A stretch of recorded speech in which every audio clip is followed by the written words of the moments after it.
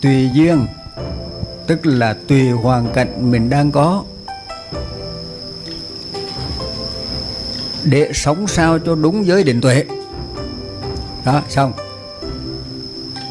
Tức là bây giờ nếu mình khất nước thì lúc đó là cái duyên của mình là đang khất nước nè.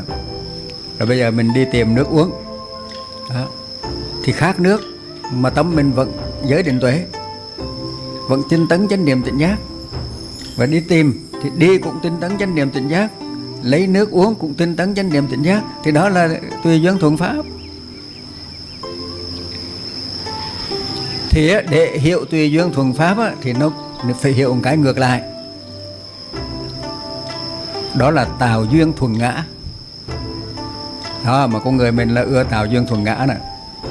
Mình muốn như thế này, mình muốn như thế kia, cho nên mình phải tạo điều kiện để mà đạt được cái mình muốn. Thì đó gọi là tạo duyên thuận ngã.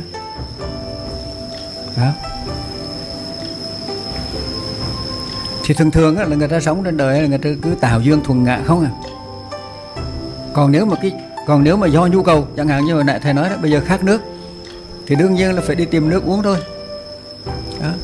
Nhưng mà dù khát nước đi tìm nước uống thì cũng đừng có tham sân si mà là phải đi tìm nước uống thì cũng phải là sáng suốt, định tĩnh trong lành, phải tinh tấn chánh niệm tỉnh giác, phải thận trọng chú tâm quan sát.